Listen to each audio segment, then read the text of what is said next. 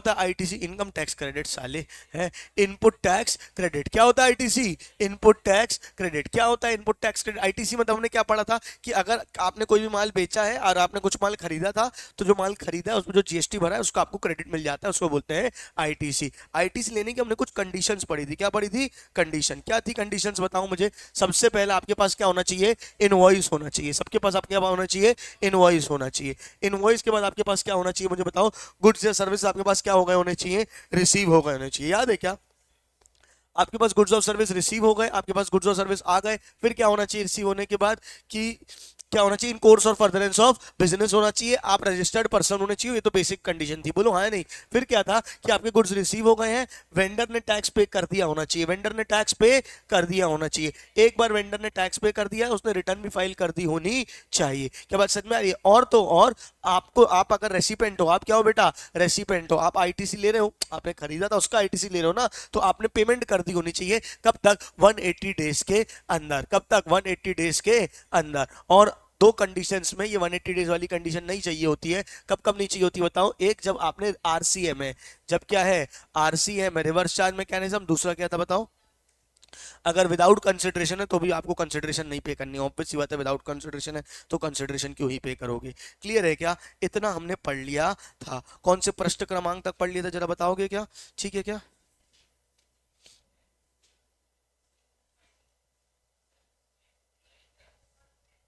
ये डेप्रिसिएशन वाला मैंने बता दिया था और बोला था पढ़ के आना, रीड किया ये? याद करो मैंने डेप्रिसिएशन के लिए क्या बताया था। अगर आपने आईटीसी ले लिया है, अगर आपने आईटीसी ले लिया है, तो फिर इनकम टैक्स में क्या होगा?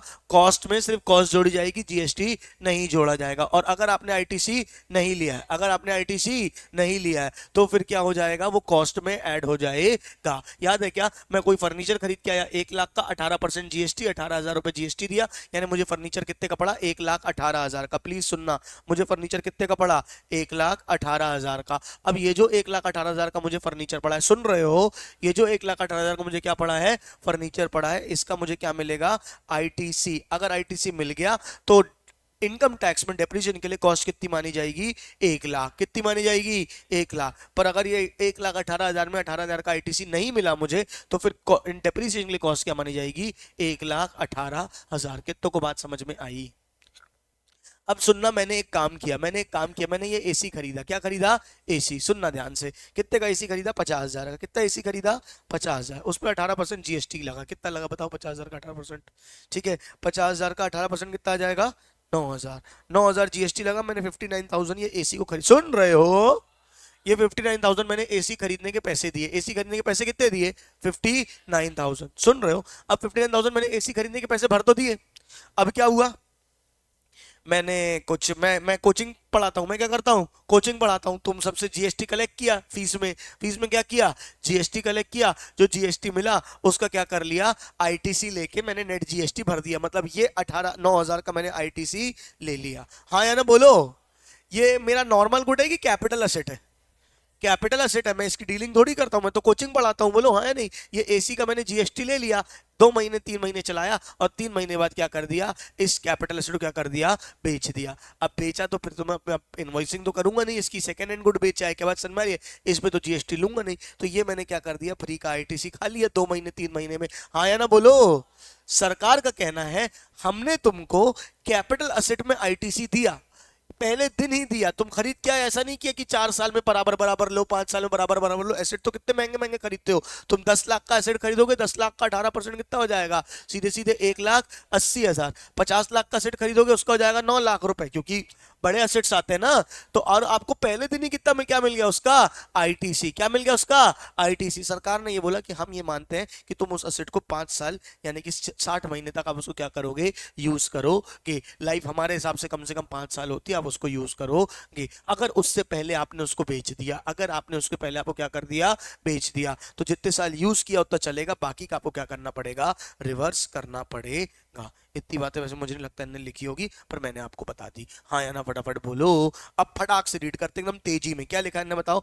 When the registered person has claimed depreciation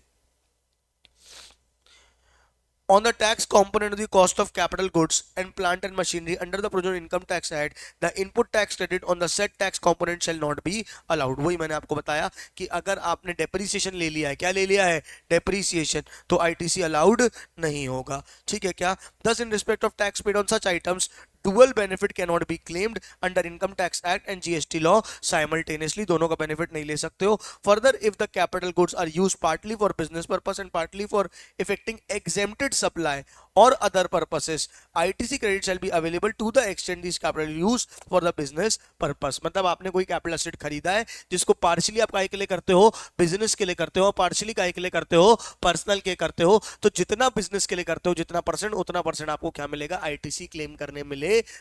बाकी सबका एक लिए करेगा, बाकी का आपको नहीं मिलेगा. ये किताब में लिखा जरूर है, रियल वर्ल्ड में बाइफरकेट कर पाओगे क्या. मैंने कार खरीदी आईटेक्स के नाम पे, आईटेक्स का बिल बनाया, कार खरीदी, अब मैं उसको बोलता हूँ कि मैं कार घर के लिए यूज करता हूँ, बिजनेस के लिए, पर क्या मैं अपनी बीवी बच्चों को घुमाने लेके जाऊंगा तो बोलूंगा हाँ एक दिन लेके गया था उसका आईटीसी, वो करूंगा क्या, रिवर्स करूंगा क्या आईटीसी, नहीं, प्रैक्टिकली ऐसा होता नहीं है. उल्टा घर वाली चीजों को भी लोग क्या करते हैं, बिजनेस के नाम पे ही क्या कराते हैं, बिल कराते हैं. हाँ या ना, फटाफट बोलो, चलेगा क्या. ठीक है, due date to claim ITC. ठीक है, due date to claim ITC क्या है, जैसे साल कौन सा चल रहा है तुम्हारा, 23-24, 2023-24 फॉर एग्जाम्पल, अभी तो 24-25 चल रहा है, 2023-24, 23-24 में अगर आपने कोई माल खरीदा, 23-24 में आपने क्या करेगा, कोई भी पूरे साल में कोई भी गुड्स खरीदा, उसका आपने क्या लेना है, आईटीसी. कब तक ले सकते हो, 24-25 के नवंबर तक. कब तक ले सकते हो, 24-25 के नवंबर तक, या फिर date of annual filing, date of annual return, जिस दिन आपने एनुअल रिटर्न फाइल किया है, whichever is earlier. I repeat, कब तक, उस नेक्स्ट फाइनेंशियल ईयर के 30 नवंबर, या तो फिर due date of return filing, whichever is earlier. Normally date 30 नवंबर ही आती है प्रैक्टिकली, क्योंकि रिटर्न फाइलिंग की लास्ट डेट कब होती है, 31 दिसंबर, और कोई समय से पहले रिटर्न फाइल वैसे ही नहीं करता कि अक्टूबर में रिटर्न फाइल करके रख ली. छोड़ो कल की बातें, दो चीजें देखनी है. क्या देखनी है, दो चीजें देखनी है. क्या, 30 नवंबर या ड्यू डेट ऑफ, जिस दिन आपने रिटर्न फाइल करी वो, जिस दिन आपने एनुअल रिटर्न फाइल करी वो. Urgent will not be entitled to take ITC in respect of any invoice और debit note for supply of goods और service of both after the 13th day of November, 13 November, 30th, वही तो मैं 13th क्यों पढ़ रहा हूँ, 30th day of November following the end of financial year to which such invoice debit note pertains furnishing the relevant annual return whichever is earlier. यही तो मैंने आपको बताया, 30 नवंबर या तो एनुअल रिटर्न की file, whichever is earlier. Provided that registered shall be entitled to take ITC after the due date of furnishing of return under section 39 for the month of September 18 till the due date. ये पूरा बदल गया है भाई, ये पुराना है, छोड़ो इसको, 2 मिनट रुक जाना. Which have been uploaded by the supplier, substituted with the section finance act due date. छोड़ दो ये सब, सिर्फ ये याद रखना. क्या तारीख है, 30 नवंबर, या फिर due date of return filing, whichever is earlier. ठीक है क्या. Every government shall, subject to such conditions or restriction as may be prescribed, be entitled to avail. At this junction, it is important to understand the provisions of 41 GST deals with the availment of ITC. Every government shall be subject to condition restriction as may be prescribed, be entitled to avail credit or eligible for ITC as self-assist in his return, and such amount shall be credited to his electronic credit ledger. जितना उसको ITC लेना है वो कहाँ दिखना चाहिए, उसके electronic credit ledger में दिखना चाहिए. 2-3 कॉन्सेप्ट होते हैं, electronic credit ledger, electronic cash ledger. ये इसके चैप्टर के एकदम लास्ट में आपको दिए गए हैं, एकदम चैप्टर के आपको लास्ट में दिए. और जो अभी अपन प्रोसीजरल कंप्लायंस वाला पढ़ रहे थे ना, उसमें असेसमेंट वाले में आखिरी में दिए हुए थे कैश लेजर, क्रेडिट लेजर, वो मैं आपको अलग से एक साथ पढ़ा दूंगा, हाँ या ना. तो कहीं पे भी बस ये समझो, क्रेडिट लेजर क्या होता है, जहां पे आपकी आईटीसी दिखती है. क्लियर है क्या. The credit of ITC availed bye a registered person under subsection 1 in respect of such supplies of goods or services of both, the tax payable whereas has not been paid by the supplier shall be reversed along with interest by said person in such manner as may be prescribed. होता क्या है, मैंने माल खरीदा, सुन रहे हो, मैंने माल खरीदा तो मुझे बिल मिल गया, मैंने पेमेंट कर दी, मुझे आईटीसी लेने के लिए मैं क्या हो गया अवेलेबल, उसने अपने वहां पे दिखा दिया, जीएसटीआर 3B बोलते हैं, जीएसटीआर 3B में उसने दिखा दिया, मतलब उसने अपने में 2B में दिखा दिया, मतलब उसने अपने में अपलोड कर दिया, मेरे में दिखने लग गया। बोलो हाँ या नहीं। लेकिन पे करने की ड्यू डेट वो नहीं होती, पे करने का उसको रिटर्न फाइलिंग तक का टाइम मिलता है। मैं तो आईटीसी ले चुका हूं, मैं तो आईटीसी ले चुका हूं, सुन रहे हो क्या। एक कंडीशन क्या थी, उसने अपलोड कर दिया होना चाहिए, दूसरा उसने पे भी कर दिया होना चाहिए। बोलो हाँ, हम उसको समय देते हैं पे करने का, हम उसको समय देते हैं पे करने का। अगर उसने पे कर दिया तो गुड, नहीं पे किया तो मेरे अकाउंट से क्या हो जाएगा, रिवर्स हो जाएगा। क्या बात समझ में आ रही है। बोलने का मतलब ये है, एक लाइन में बताऊं तो कंडीशन क्या थी, सामने वाले ने जीएसटी पे किया होना चाहिए, हेलो, सामने वाले ने जीएसटी पे किया होना चाहिए, तब जाके मुझे क्या मिलता है, आईटीसी। मुझे पहले ही आईटीसी मिल जाएगा उसके पे करने के पहले ही, क्योंकि पे करने की ड्यू डेट बाद में है। बोलो हाँ ठीक है क्या, मुझे आईटीसी मिल गया। अगर उसने पे नहीं किया उसको एक्स्ट्रा टाइम दिया जाएगा, तब भी उसने पे नहीं किया, 1 साल का टाइम दिया जाएगा, तब भी उसने पे नहीं किया, तब जाके मेरा आईटीसी क्या हो जाएगा, रिवर्स हो जाएगा। क्या हो जाएगा, आईटीसी रिवर्स हो जाएगा। ऐसा क्यों मेरे साथ नाइंसाफी क्यों, वो जीएसटी पे नहीं कर रहा है, सरकार बोली हम क्या पगला बैठे हैं क्या, वो जीएसटी भर नहीं रहा, तुम उसका आईटीसी लेते जा रहे हो, तो यहाँ से तुम भी थोड़ा सा प्रेशर बनाओगे, अरे यार अपलोड करो भरो यार, है ना, नहीं तो हमारा आईटीसी क्या हो जाएगा, रिवर्स हो जाएगा। हाँ या ना बतावत बोलो। ठीक है, और अगर बाद में कभी उसने पे कर दिया तो आप क्या कर सकते हो, क्रेडिट को री अवेल कर सकते हो। आज मेरी आईटीसी रिवर्स हो गई, आज मेरी आईटीसी क्या हो गई, रिवर्स हो गई, बाद में उसने पे कर दिया तो फिर से क्या कर सकते हो आप, रिवर्स वो कर सकते हो, रिवर्सल।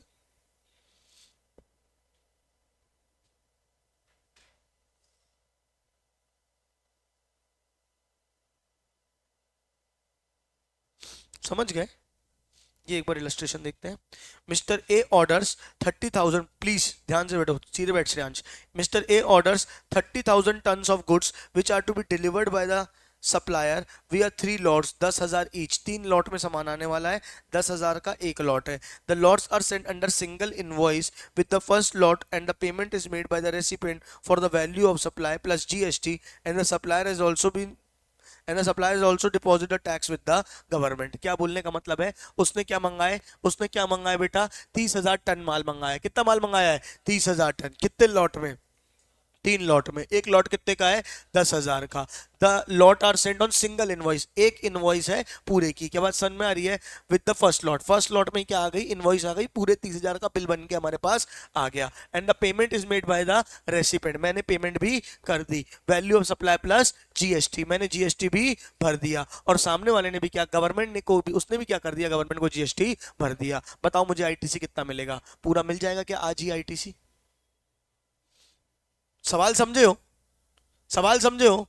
3 लॉट में माल आ रहा है, पहले लॉट के साथ क्या आ गया, इनवॉइस भी आ गया, बिल भी आ गया, मैंने जीएसटी भर भी दिया, उसने सरकार को भी भर दिया। मुझे बताओ क्या जीएसटी मुझे, क्या आईटीसी मुझे मिलना चाहिए कि नहीं मिलना चाहिए। हाँ, एक कंडीशन क्या थी कि गुड्स पूरे क्या हो जाने चाहिए, रिसीव हो जाने चाहिए। वहां क्लियरली लिखा हुआ था कि अगर इंस्टॉलमेंट में तो क्या होगा, last the 3 lots are supplied in May, June and July.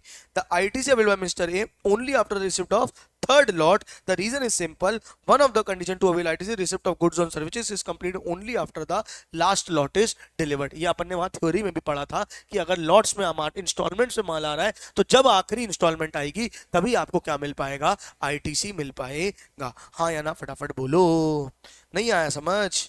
अगला, for invoice dated 31 July the same pertains to the financial year 21-22. Last date to claim ITC is कब क्या है बेटा, 30 नवंबर। और एक्चुअल फाइलिंग और return whichever is earlier. Let's say that annual return is filed on 12 September. कब file करी उसने, 12, मतलब उसको इनवॉइस कब की मिली, 31 जुलाई 21। 31 जुलाई का मेरे पास इनवॉइस है जिसमें मैंने जीएसटी भरा था। 31 जुलाई 21 यानी साल बोलो कौन सा है,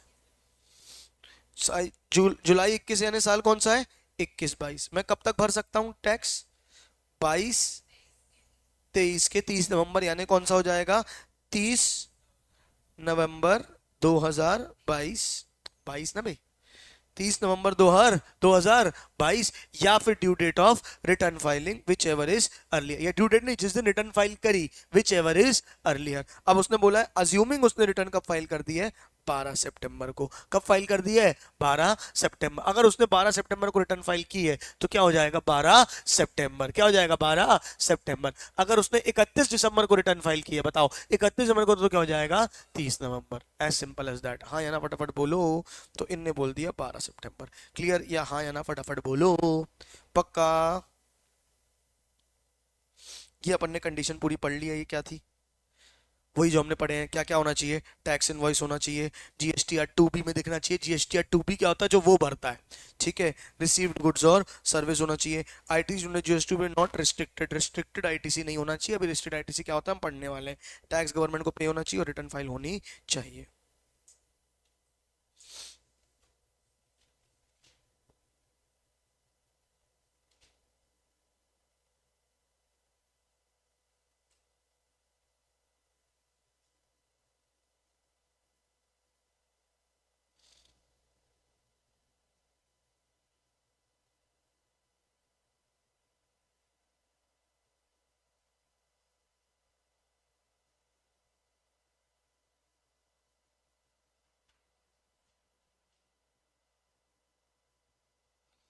कुल मिला के दो चीजें समझ लो। एक होता है जीएसटीआर 1, एक होता है जीएसटीआर 2B। ये आगे चल के हम फिर से पढ़ने वाले हैं, लेकिन फिर भी बता दे रहा हूँ, सुन लो। एक होता है जीएसटीआर 1 और एक होता है जीएसटीआर 2B। क्या होता है 1 और क्या होता है 2B? जीएसटीआर 1 क्या होता है? जब आदमी इन्वॉइसिंग करता है, मैं बेच रहा हूँ, मैं इन्वॉइसिंग करता हूँ, तो मैं कहाँ पे अपलोड करता हूँ? जीएसटीआर 1 में। 2B में मैं उसको क्या करता है? सप्लायर। अबे यार, पढ़ा रहा हूँ कोई चीज, तुम लोग पंचायत में लगे हुए हो। जीएसटीआर 1 क्या होता है? क्या होता है जीएसटीआर 1? बताओ। है नहीं तो सुन रही है कोई चीज बता रहा हूं तो। एक है जीएसटीआर 1 और एक क्या होता है? GSTR 2B। क्या होता है जीएसटीआर 1 और जीएसटीआर 2B? जब कोई भी इनवॉइस बनाता है, मैं क्या बनाता हूँ? इनवॉइस, बिल बनाता हूँ, तो मैं कहाँ दिखाता हूँ? जीएसटीआर 1 में। वो ऑटो पॉपुलेट होती है 2B में। 2B में मतलब कि जहां से उसको मेरे को दिखता है कि क्या हो गया है, कि उसने जीएसटीआर में अपने में अपलोड कर दिया है। ठीक है क्या? तीन चीजें होती है, 1, 2B और 3B। ये अभी अपन पूरा जीएसटीआर जब पढ़ेंगे तो इनको आपको पता होना चाहिए कि ये तीनों क्या होते हैं। क्या बात समझ में आ रही है? अभी सिर्फ नंबर लिख के रखो, आखिरी में सारे जीएसटीआर जब समझाऊंगा तो वो आपको क्लैरिटी आ जाएगी कि कैसा क्या सिस्टम होता है। अभी प्रोसेस समझना चाहते हो तो प्रोसेस क्या होगा? मैं यहाँ से, सप्लायर क्या करेगा? अपलोड करेगा। फॉर्म नंबर अभी छोड़ दो, अपलोड करेगा, तुम्हारे में दिखेगा, तुम उसको बोलोगे हाँ तुमने खरीदा है, तो अब तुम्हारे क्रेडिट लेजर में आ जाएगा। काय में आ जाएगा? तुम्हारे क्रेडिट लेजर में। अब उसको तुम यूज कर सकते हो। तो कुल मिला के यहाँ से अपलोड हुआ होना चाहिए और वहां पे एक्सेप्ट हुआ होना चाहिए। क्लियर या ऑल क्लियर? चलो, transitional provisions not that important, लेकिन फिर भी मैं इसको एक बार कंफर्म करूंगा। ट्रांजिशनल प्रोविजंस क्या होते हैं? जब सेनवेट था, सेनवेट पहले टैक्स से हट के क्या आया? जीएसटी आया। तो उस बीच में जब ट्रांजिशन फेज था, तब ट्रांजिशनल प्रोविजंस क्या थे? ये वो दिए हुए हैं। इसको अभी तो मैं नहीं करा रहा हूं, इसको स्टार मार्क कर रहा हूं। क्या बात समझ में आ रही है? इसके क्वेश्चंस देखेंगे तभी आगे बढ़ेंगे, क्योंकि ये उतने इंपॉर्टेंट नहीं है। आगे बढ़ रहे हैं अपन इसमें भी। हम्म। हाँ, ये भी अभी अपन छोड़ रहे हैं।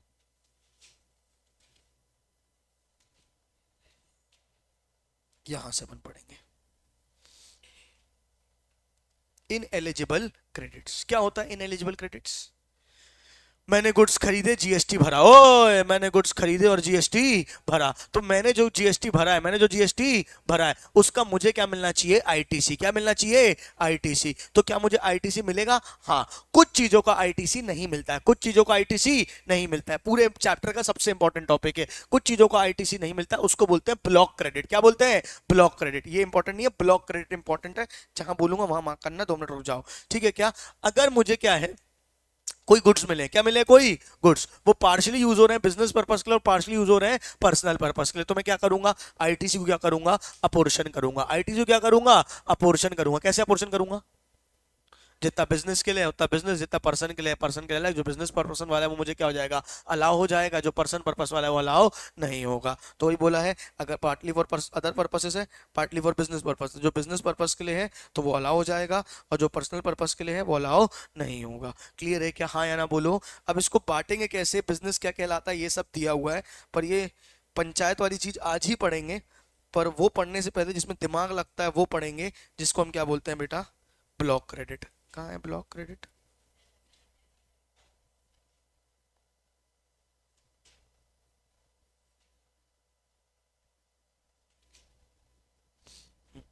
Blocked credit.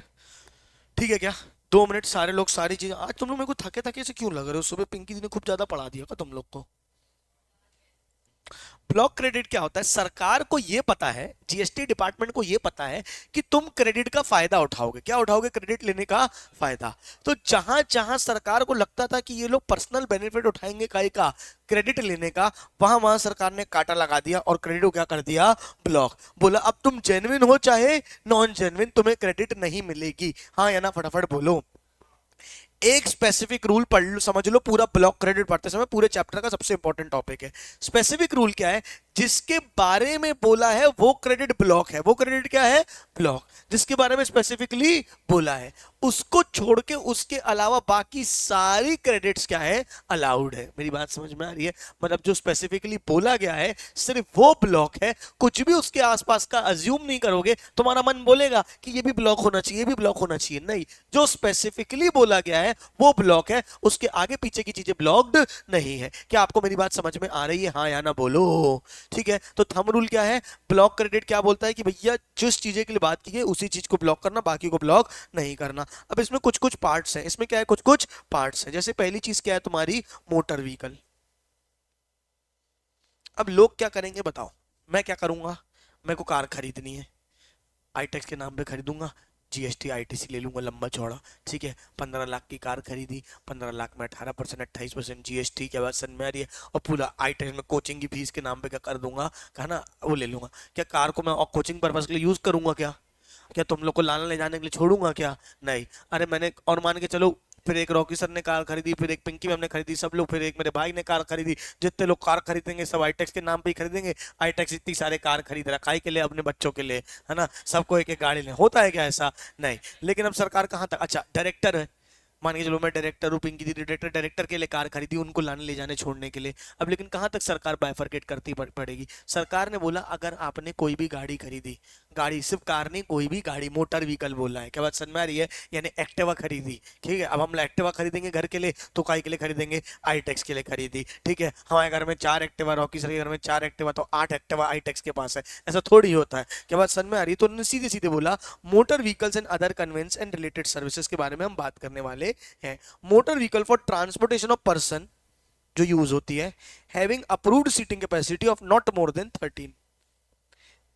13 लोग की कैपेसिटी वाली गाड़ी, कार, 2 व्हीलर भी आ जाएगी, 3 व्हीलर भी आ जाएगी। ठीक है क्या? सारी गाड़ियां आ जाएंगी। लेकिन लेकिन लेकिन वो कौन सी होनी चाहिए? फॉर क्या है? Motor vehicle transport for persons, जो लोगों को ले जाने आने के काम होती है ना, है ना? मालवाहक गाड़ियों की बात नहीं हुई, क्योंकि वो बिजनेस के लिए खरीदी भी जाएंगी लॉजिकली आप सोचोगे तो। ठीक है, मेरे घर वाले क्या करेंगे? ट्रक ट्रैक्टर का, क्या बात समझ में आ रही? लेकिन कोई बिजनेसमैन तो कर सकता है। हाँ या नहीं बोलो? तो बेसिकली उन्होंने क्या बोला, अगर 13 लोग से कम की गाड़ी, आपकी गाड़ी ऐसी जिसमें 13 लोग से कम की सीटिंग कैपेसिटी है, तो उस क्रेडिट को, उस गाड़ी की आईटीसी आपको नहीं मिलेगी, उस कार की आईटीसी आपको नहीं मिलेगी। क्या बात समझ में आ रही है? तो आपको इंक्लूडिंग ड्राइवर, मतलब ड्राइवर को मिला के 13 लोग। क्या बात समझ में आ रही है? इनोवा खरीद ली, तवेरा खरीद ली, एक वो तूफान आती है, देखिए तूफान आती है, वो खरीद ली। वो सारी गाड़ियां अगर आपने खरीदी है तो आपको आईटीसी नहीं मिलेगा। क्या आपको यहां तक समझ में आई?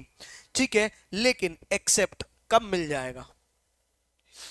कब मिल जाएगा? 13 लोग, अभी तो सिर्फ 13 लोग की बात हो रही है, 13 लोग वाली। बाकी गाड़ियों की बात हो रही है क्या? नहीं। मैंने पहले ही नियम क्या बताया? बाकी जिनकी बात हो रही है उस सब में आईटीसी क्या हो जाएगा? मिल जाएगा। बस खरीदी, 13 लोग से ज्यादा की होती है, आईटीसी मिल जाएगा। क्या बात समझ में आ रही है? टेम्पो ट्रेवलर खरीदा, 13 लोग से ज्यादा वाला है, ठीक है, आईटीसी मिल जाएगा। मेरी बात समझ में आ रही है आपको? जिस स्पेसिफिक बात की गई है, अभी सिर्फ 13 वाली गाड़ियों की बात हो रही है, जिसमें 2 व्हीलर एक्टिवा भी आएगी, मोटर व्हीकल होनी चाहिए, मतलब साइकिल नहीं आएगी, मोटर होनी चाहिए उसके अंदर। क्या बात समझ में आ रही है? लेकिन बाकी सारी ई रिक्शा वगैरह, अगर वो पर्सन को लाने ले जाने वाला है तो वो भी आ जाएगा। हाँ या ना बोलो? खरीदा, बिजनेस के लिए खरीदा, पर्सनल खरीदा, हम आईटीसी नहीं देंगे। लेकिन इन 3 चीजों में हम आपको दे देंगे। पहला, आप further supply of motor vehicle करते हो, further supply of motor vehicle खरीदते हो, मतलब कार कंपनी, आपका कार का शोरूम है, आप कार खरीदते हो और कार बेचते हो। आपका ई रिक्शा का शोरूम है, आप ई रिक्शा खरीदते हो और रिक्शा बेचते हो। आपका एक्टिवा का शोरूम है, आप एक्टिवा खरीदते हो और एक्टिवा बेचते हो, शोरूम है आपका। तो आपने खरीदा तो आपको जीएसटी लगा होगा, और आप बेच रहे हो तो जीएसटी चार्ज कर रहे हो। तो यार यहां तो आपको आईटीसी देना चाहिए ना, कॉमन सेंस बोलो हाँ या नहीं? तो अगर आपका फर्दर बेचने का ही पर्पस है, वही आपका काम है, तो आपको आईटीसी मिल जाएगा। हाँ या ना? फटाफट बोलो। नहीं आया। ये आपका काम काहे का है?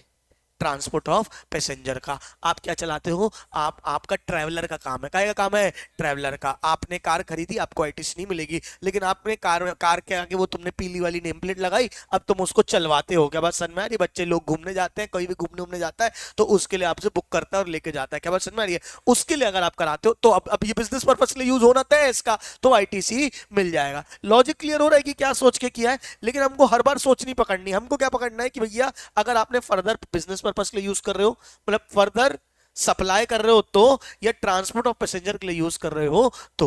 क्या बात समझ में आ रही है कि नहीं? बोलो। और तीसरा क्या है? Imparting training and driver skill motor. तुमने कार ली बढ़िया, उसके पीछे लिखवा दिया रंगवानी ड्राइविंग स्कूल। क्या बात समझ में आ रही है? वो गाड़ियां रहती है ना जिसमें वो पूरे सारे तरह ड्राइवर क्लास रहता है, वो स्पेशल रहती है, उनके पास भी गियर रहता है, उनके पास भी क्लच ब्रेक रहता है, यहाँ पे भी क्लच ब्रेक रहता है। देखा है क्या? है ना? अब उसमें कहाँ तुम परिवार को लेके घूमोगे? तुम चला रहे, तुम्हारा बच्चा वहां से ब्रेक दबा दे, है ना? तो मतलब थोड़ी रहेगा, तो उसको तुम नहीं घूम सकते पर्सनली लेके, इसलिए इसको बोल दिया कि क्या कर देंगे, अलाउ कर देंगे। आया कि नहीं आया? आया नहीं? तो तीन चीजों के लिए मिल जाएगा। पहले नॉर्मली 13 से छोटी 13 मेंबर्स वाली गाड़ी तक आईटीसी नहीं मिलेगा, इन तीन को मिल जाएगा। कब मिल जाएगा? फर्दर सप्लाई करते हो और ऐसे ट्रांसपोर्ट चलाते हो, या फिर ट्रेनिंग, कहीं ना कहीं स्पेसिफिकली बिजनेस पर्पस के लिए उसने क्या कर दिया? अलाउ। याद करने का तरीका, ठीक है, सप्लाई करते हो, ट्रांसपोर्टेशन करते हो और ट्रेनिंग करते हो, एसटीटी। क्या बात समझ में आ रही है? क्या ये आपको क्या हो जाएगा? अलाउ हो जाएगा। अभी किसकी बात हुई? गाड़ी की। किसकी बात हुई? गाड़ी की। और गाड़ी भी कौन सी? 13 लोग से कम वाली। कोई दिक्कत है क्या? नहीं। फिर क्या है? आपके पास वेसल है और एयरक्राफ्ट है। वेसल है मतलब शिप वगैरह है ना?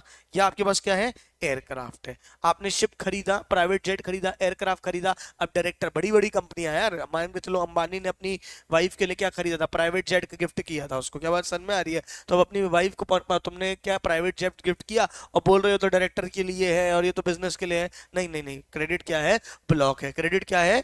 ब्लॉक है। Except when they are use for. हाँ, तुमने जहाज खरीदा, ठीक है, हवाई जहाज खरीदा, काहे के लिए? Further supply of such vessel और एयरक्राफ्ट। तुम क्या करते हो? हवाई जहाज खरीदते बेचते हो।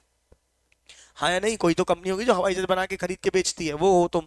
ठीक है। Transportation of passenger. अब यार तुम मान के चलो एयर इंडिया कंपनी है, किंगफिशर एयरलाइंस कंपनी है, उनने हवाई जहाज खरीदे, उनको आईटीसी तुम नहीं दोगे, वो इतना लंबा चौड़ा जीएसटी भरेंगे, है ना, इतने सारे कस्टमर से एयर टिकट चार्ज करेंगे, उससे जीएसटी लेंगे, तो आईटीसी मिलना ही चाहिए। स्पेसिफिक बिजनेस के लिए यूज हो रहा है, तो क्या है? ट्रांसपोर्ट ऑफ पैसेंजर्स के लिए, या imparting training of navigating such vessel. हवाई जहाज उड़ाने की तुम क्लास चलाते हो, ड्राइविंग क्लास चलाते हो, ठीक है, एरोप्लेन उड़ाना सिखाते हो, तो भी तुमको मिल जाएगा। Important training for flying aircraft, है ना, शिप चलाना चलाते हो या एयरक्राफ्ट चलाना सिखाते हो, सेम चीज हो गई। क्या मॉरल ऑफ द स्टोरी निकल के आ रही बताओ?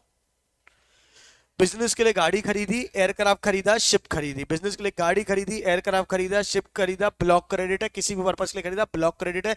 तीन चीजों के लिए अलाउ है। एसटीटी काई के लिए? फर्दर सप्लाई के लिए, ट्रेनिंग के लिए, ट्रांसपोर्टेशन के लिए। बोथ केस में वही है, सप्लाई के लिए, ट्रांसपोर्टेशन के लिए और दोनों की ट्रेनिंग के लिए। हाँ या ना? फटाफट बोलो। यहाँ पे एक चीज आ गई, ट्रांसपोर्टेशन ऑफ गुड्स। क्या आ गई? Transportation of goods. अगर आपने ट्रांसपोर्टेशन ऑफ गुड्स के लिए वेसल वगैरह खरीदा है, शिप में सामान जाता है ना, या मान के चलो आपकी बहुत बड़ी कंपनी है यार, आप फॉरेन से माल मंगाते हो और यहाँ पे बेचते हो, जिसके लिए आपने एक एयरक्राफ्ट खरीदा है, तो भी आपको वो अलाउ हो जाएगा। याद रखना, ट्रांसपोर्टेशन ऑफ गुड्स। लेकिन ये ट्रांसपोर्टेशन किसके लिए था? शिप और वेसल के लिए। शिप और वेसल के लिए, ठीक है क्या? क्या? वेसल और एयरक्राफ्ट के लिए, सॉरी, वेसल और एयरक्राफ्ट के लिए। समझ गए कि नहीं समझ गए? एक बार देख लो इसको।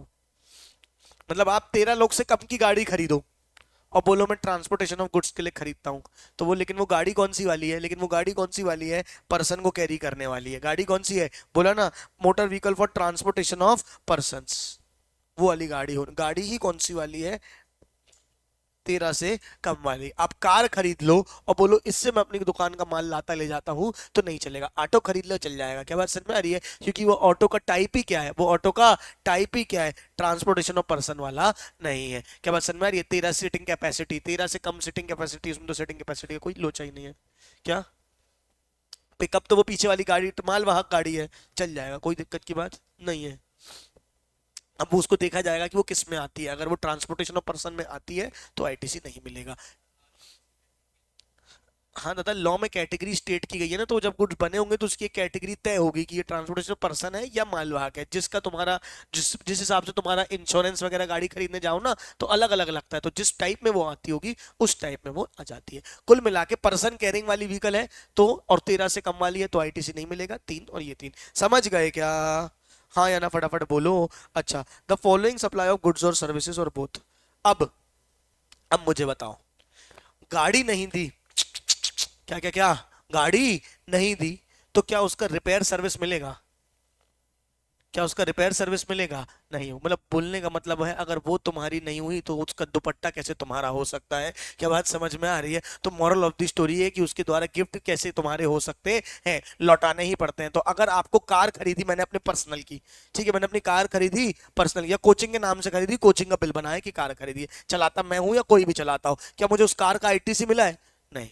क्या मुझे कार का आईटीसी मिला है? नहीं। अब हर साल मैं उसका क्या कराता हूँ, हर साल मैं उसका क्या कराता हूँ, इंश्योरेंस कराता हूँ, सर्विस कराता हूँ, रिपेयर कराता हूँ, और उसका एक बिल बन के आता है। तो क्या उसका आईटीसी मैं ले सकता हूँ? नहीं। जब मेन चीज का आईटीसी नहीं मिला, जब मेन चीज का आईटीसी नहीं मिला तो क्या होगा बेटा, उससे मिलने वाली अलाइंड चीजों का भी आईटीसी नहीं मिलेगा। वही लिखा है, the following supply service of general insurance, servicing of repair maintenance is so far as the relate to motor vehicle vessel aircraft refer to A और ए। अगर मेन चीजों का नहीं मिला है तो इसका भी नहीं मिलेगा।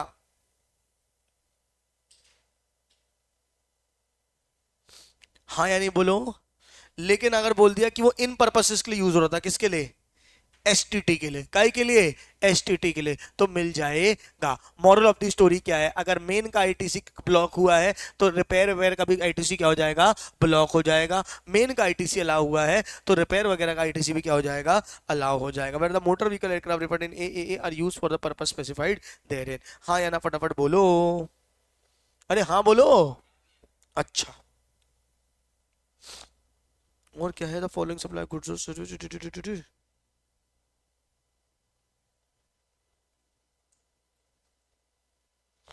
अब सुनना ध्यान से, मेरा काम क्या है, मेरा काम क्या है, गाड़ी को मैन्युफैक्चर करना। क्या करना? गाड़ी को मैन्युफैक्चर करना। मतलब अरे यार तुम लोग मजाक उड़ाते हो यार। ठीक है क्या? फॉर एग्जाम्पल मैं कौन हूँ, टाटा हूँ। मैं कौन हूँ बेटा? टाटा, टाटा मोटर्स। सुन रहे हो क्या? मैं क्या हूँ बेटा? टाटा मोटर्स। टाटा मोटर्स क्या करता है कि फॉर एग्जांपल गाड़ी मंगाता है या बना मैन्युफैक्चर करता है और उसको क्या करता है, सेल करता है। टाटा मोटर क्या करता है, गाड़ी मैन्युफैक्चर करता है और उसको क्या करता है, सेल करता है। अब मैंने अपने स्टॉक का इंश्योरेंस करा के रखा है, मैंने अपने स्टॉक का क्या करके रखा है, इंश्योरेंस करा के रखा है। समझना ध्यान से। नॉर्मली क्या हो रहा था अभी तक, यहाँ सुनना ध्यान से, मैं एक आम आदमी हूँ। मैं क्या हूँ, एक आम आदमी। मैंने अपनी गाड़ी खरीदी और अपने बिजनेस के लिए यूज कर रहा हूँ। मैंने कार खरीदी और अपने बिजनेस के लिए यूज कर रहा हूँ, गुड्स भी बिल कर रहा हूँ। क्या मुझे इसका आईटीसी मिल रहा है? नहीं। क्या मुझे इसका आईटीसी मिल रहा है? नहीं। ब्लॉक क्रेडिट है। अरे यार क्या है, ब्लॉक क्रेडिट है। क्योंकि ब्लॉक क्रेडिट है तो इसका रिपेयर इंश्योरेंस कुछ भी नहीं मिल रहा, सब कुछ क्या है, ब्लॉक है। यहां तक समझ में आई? हाँ या ना बोलो। लेकिन अगर मैं कार मैन्युफैक्चरर हूं, क्या हूं मैं, कार मैन्युफैक्चरर। क्या बात समझ में आ रही है? अब मैं कार मैन्युफैक्चर हूं और मैं कार मैन्युफैक्चर करके बेचता हूं। क्या बात समझ में आ रही है? तो मुझे बनाने का तो लगा ही नहीं, पार्ट्स वगैरह का आईटीसी मिल भी रहा है और मैं बेचते समय जीएसटी ले भी रहा हूं। बोलो हाँ या नहीं? अब मैंने अपने स्टॉक का इंश्योरेंस कराया। क्या कराया? स्टॉक का इंश्योरेंस कराया। क्या बात समझ में आ रही है? क्या इसका आईटीसी मेरे को मिलना चाहिए? हाँ भाई हाँ, मिलना चाहिए। क्योंकि ब्लॉक किसके लिए किया गया है, ब्लॉक किसके लिए किया गया है, जिसने खरीदा है। ब्लॉक किसने किया गया है, जिसने खरीदा है। मैंने तो क्या किया है, बेचा है। मेरे पास तो क्या है, आउटपुट टैक्स है। मेरे पास तो क्या है, आउटपुट टैक्स। अगर कार का मैन्युफैक्चरर, ओए होए होए होए होए, क्या कार का मैन्युफैक्चरर क्या करता है, अगर इंश्योरेंस वगैरह लेता है तो उसको आईटीसी मिल जाएगा। और ऑब्वियस सी बात है, मिलना भी चाहिए, मिलना भी चाहिए। तो वही बोला, receive by taxable person engaged in manufacture of such motor vehicle vessel और एयरक्राफ्ट। क्या बात समझ में आ रही है? हाँ या ना बोलो। या इंश्योरेंस कंपनी ने इंश्योरेंस लिया है, मतलब इंश्योरेंस कंपनी ने इंश्योरेंस लिया मतलब वो लेते हैं ना, क्या बोलते हैं, पार्शियल इंश्योरेंस। अब मैंने एयरक्राफ्ट का, किंगफिशर ने अपने सारे हवाई जहाजों का, मैं इंश्योरेंस कंपनी हूँ, किंगफिशर ने अपने सारे हवाई जहाजों का मुझसे इंश्योरेंस कराया है। अब वो इंश्योरेंस का अमाउंट इतना बड़ा है कि मुझे डर लग रहा है क्लेम आ गया तो क्या हो जाएगा, मेरी कंपनी ना डूब जाए। क्या बात समझ में आ रही है? तो मैंने किसी और कंपनी से पार्शियल इंश्योरेंस ले लिया। क्या बात समझ में आ रही है? कि थोड़ा बांट लेते, आओ साथी हाथ बढ़ाना। क्या बात समझ में आ रही है? थोड़ा सा मैंने क्या कर लिया, बांट लिया। तो मैंने जो इंश्योरेंस लिया है वो मुझे क्या मिल जाए, हो जाएगा, मिल जाएगा। Supply of general insurance service in respect of such motor vehicles aircraft issued by him. हाँ या ना फटाफट बोलो। नहीं आया? क्या हुई पूरी यहाँ पे गाड़ी की कहानी क्या होती है, खत्म होती है। तो ये गाड़ी वाला मोटर व्हीकल वाला बहुत इंपॉर्टेंट था, इसको पूरा पूरा कंक्लूजन बताओ क्या निकल के आ रहा है, और कहीं कागज में लिख भी लेना पॉइंट वाइज। पहला, 13 लोगों से कम वाली गाड़ी पे आईटीसी नहीं मिलेगा, वो गाड़ी ट्रांसपोर्ट फॉर पर्सन वाली होनी चाहिए। अगर एसटीटी करते हो, एसटीटी करते हो मतलब फर्दर सप्लाई करते हो, ट्रांसपोर्ट करते हो या ट्रेनिंग देते हो, क्या बात समझ में आ रही है? तो क्या हो जाएगा आपको, तो क्या हो जाएगा आपको, अलाउ हो जाएगा आईटीसी। अगर आपको मेन आईटीसी ब्लॉक हुआ है तो उसके रिपेयर इंश्योरेंस का आईटीसी भी क्या हो जाएगा, ब्लॉक हो जाएगा। अगर मेन आईटीसी एसटीटी के केस में आपको आईटीसी मिल गया है तो उसके रिपेयर इंश्योरेंस का भी आईटीसी मिल जाएगा। अलग से क्या जोड़ा, अगर आप मैन्युफैक्चरर हो या इंश्योरर हो, अगर आप मैन्युफैक्चरर हो और इंश्योरेंस हो और आपने ये सर्विस ली है कौन सी, ट्रांसपोर्ट वाली, ये आपने सर्विस ली है कौन सी, इंश्योरेंस वाली, रिपेयर वाली, तो केस में आपको क्या हो जाएगा, आईटीसी मिल जाएगा। क्या बात समझ में आ रही है? हाँ यानी कुल मिला के जहां मेन ब्लॉक है वहां एडिशनल ब्लॉक है, जहां मेन अलाउड है वहां एडिशनल भी अलाउड है। हाँ या ना फटाफट बोल दो। ये पूरा कंक्लूजन आपका गाड़ी का निकल के आता है। क्लियर है? हाँ या ना बोलो। भूख तो नहीं लगी तुम लोग को? हम्म? भूख लगी है कि नहीं लगी है ये बताओ। लगी है? अगर भूख लगी है तो आओ खाने पीने की बात करते हैं। क्या बात समझ में आ रही है? फर्दर सप्लाई ऑफ गुड्स और सर्विसेज बोथ। क्या बात समझ में? फूड्स एंड बेवरेज, क्या है, foods and beverages. Outdoor catering, क्या है, फूड्स और beverages, outdoor catering, health services and other services, ये सारे काम अगर आप लेते हो तो आपको जीएसटी क्या हो जाता है, ब्लॉक हो जाता है। क्यों होता है, कैसे होता है, ये मैं आपको अभी बताऊंगा। खाना है क्या 5 मिनट, एक काम करो 5 मिनट का समय देता हूँ, फटाक से खाना खा लो। क्या बात समझ में आ रही है? ठीक है। अब हम बात करें, पहले हमने कहा बात किसी करी बेटा, देखो ना एक्चुअली में ना ये ऐसे बना हुआ है, कितनी चीजें हैं। ठीक है, एक बात करी हमने मोटर व्हीकल की, किसकी बात करी बेटा, मोटर व्हीकल की। अब हम किसकी बात करेंगे, पर्सनलाइज्ड सर्विस की। अब हम किसकी बात करेंगे, पर्सनलाइज्ड सर्विसेज की। पर्सनलाइज्ड सर्विसेज से क्या मतलब है, प्लीज जल्दी बैठो और सेटल हो यार, टाइम मत वेस्ट करो। यहाँ देखो, हेलो हेलो हेलो, खा लिया, शक्ति ताकत आ गई। हाँ तो आप गंदा मुंह बना के मत बैठो, यहाँ देखो। ठीक है, क्या किया आपने, पर्सनलाइज सर्विस। पर्सनलाइज सर्विस क्या है, देखो बेटा देखो, मैंने क्या किया, मैं ना जिम जाता हूँ, ऐसा मेरे को देख के लगेगा नहीं पर एग्जाम्पल के लिए जाता हूँ, है ना। ठीक है, मैं कहाँ जाता हूँ, जिम। जिम की फीस देता हूँ, है ना। डायरेक्टर हूँ आईटेक्स का, बोले डायरेक्टर को हम लोग ने सब लोगों को क्या दिया, जिम की फैसिलिटी दी है ना। और उसका जीएसटी हम लोग क्या करते हैं, आईटेक्स के नाम पे कराते हैं कि हमारे सारे डायरेक्टर लोग क्या करते हैं, जिम जाते हैं, तो हमने उसकी क्या ली है, उसकी वो कर ली है, क्या कहते हैं, फैसिलिटी आईटेक्स के नाम पे बिल बना लिया और आईटीसी ले लेते हैं उसका। बताओ सही बात है गलत बात है? ऐसे तो जबरदस्ती की जिम ट्रेनिंग वगैरह होने लगी। ठीक है, ब्यूटी पार्लर जाती है पिंकी दीदी, ब्यूटी पार्लर जाती है, ठीक है, क्या वो बोली हम तो कोचिंग पढ़ाना होता है इसलिए हमको तैयार होना होता है, इसलिए हम ब्यूटी पार्लर का बिल हम क्या करेंगे, आईटेक्स के नाम पे फाड़ेंगे। क्या मतलब आईटेक्स के नाम पे क्या बन रहा है, ब्यूटी पार्लर का बिल बन रहा है, सुन रहे हो क्या? ठीक है क्या, है ना। सैलून एलॉन जा रहे हैं, उन सबका पैसा क्या करा रहे हैं, कटा दे रहे। ठीक है, बर्थडे पार्टी दे रहे, रात को सैटरडे को पार्टी करने जा रहे हैं, है ना, बिल क्या कर दे रहे हैं, आईटेक्स के नाम पे बना दे रहे हैं। ये सब नहीं चलता है, ये सब क्रेडिट्स को क्या कर दिया गया है, ब्लॉक। क्योंकि यहाँ पर्सनल और प्राइवेट में बाइफरकेट करना मुश्किल है ना, तो उन्होंने वही बोला, देखो यहाँ से food beverages, outdoor catering, health services and other services. क्या बात समझ में आ रही है? मैंने पार्टी दी, क्या दी, पार्टी। ठीक है, तुम लोग को पार्टी दी, बोले बर्थडे पार्टी, आओ एक काम करो, खाना पीना खिलाया, सब कुछ किया, और उसका बिल क्या बना दिया, जीएसटी के नाम, आईटेक्स के नाम पे चिपका दिया। नहीं मिलेगा। अगर आपने फूड या बेवरेजेस का बिल है, आउटडोर केटरिंग है, ठीक है क्या, हेल्थ सर्विस है या अदर सर्विसेज है, तो इसका क्रेडिट क्या है बेटा, ब्लॉक है। इसका क्रेडिट क्या है, ब्लॉक है। देखते हैं, food beverages, outdoor catering, beauty treatment, health services, cosmetic and plastic surgery. मैंने कहा मैं अच्छा नहीं दिखता इसलिए बच्चे नहीं आ रहे, प्लास्टिक सर्जरी करा के आ गया। क्या बात सर, मैं बोल रहा हूँ कोचिंग के लिए जरूरी था, नहीं चलेगा, है ना।